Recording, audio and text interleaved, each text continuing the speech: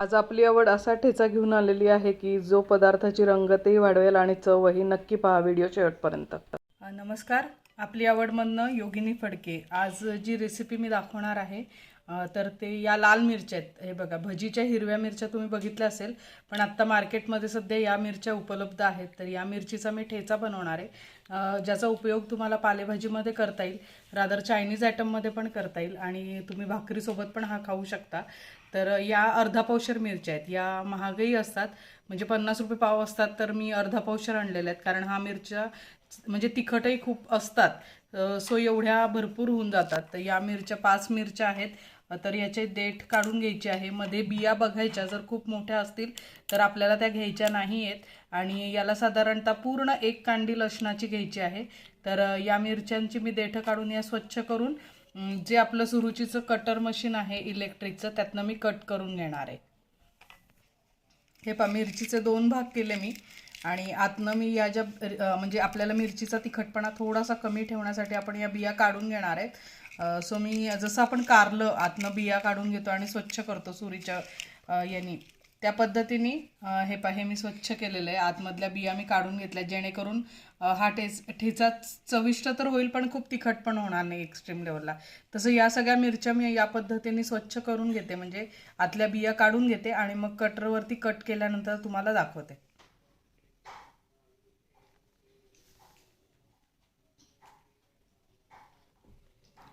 साधारणतः एक म्हणजे अर्धा कप ही मिरची क्रश करून रेडी झालेली आहे.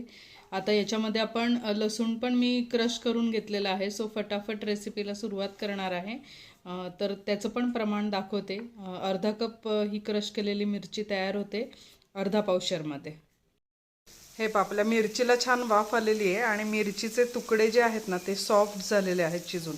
तर आता या स्टेजला आपल्याला हा जो लाकडी स्मॅशर आहे, तर याने आपण ती स्मॅश करून घ्यायची. गॅस बंद करायचा आहे आणि मस्त स्मॅश करून घ्यायची, जेणेकरून लसणाचा तुकडा किंवा मिरचीचा एखादा तुकडा असेल तर तो छानपैकी एकजीव होईल. हे पहा, या पद्धतीने हा ठेचा करून घ्यायचा आहे. याच्यात तेल जास्त आहे मान्य, पण प्रिझर्वेटिव्ह खाण्यापेक्षा या तेलाने तो टिकवणं जास्त गरजेचं आहे. आपण लोणचं करतो, लोणच्यात पण वरती तेल जास्त ठेवतोच, तर ते का की वर्षभर छान टिकावं म्हणून. सो तोच उद्देश आहे या चटणी पाठीमागे म्हणा किंवा या ठेच्या पाठीमागे. अतिशय सुंदर लागतो तांदळाच्या भाकरीला. जर सपोज पापुद्रा सुटलेला असेल आणि त्याच्या आतमध्ये जर तुम्ही हा थोडासा ठेचा आणि कच्चं तेल लावलं आणि जर तो रोल करून खाल्लात गरम गरम, आहा हा, सुंदर लागतो, अतिशय सुंदर लागतो.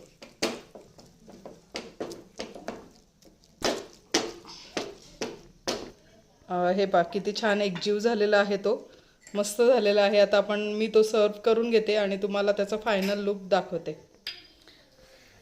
हे पहा, किती मस्त झालं आहे. फुल टेम्पटिंग दिसतोय, तो तसाच लागणार पण आहे. आता आपण याच्यामध्ये लिंबाचा रस घालून घेणार आहोत. साधारणतः पूर्ण 1 चमचा लिंबाचा रस घालून घ्या.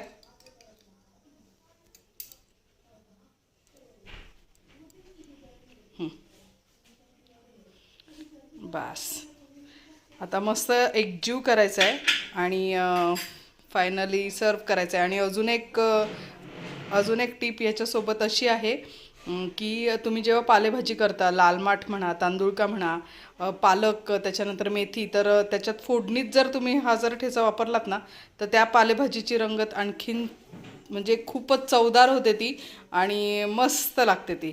सो नक्की करून पहा. म्हणजे मी तांदूळक्याची भाजी करणार आहे, तर त्याची रेसिपी पोस्ट करणार आहे.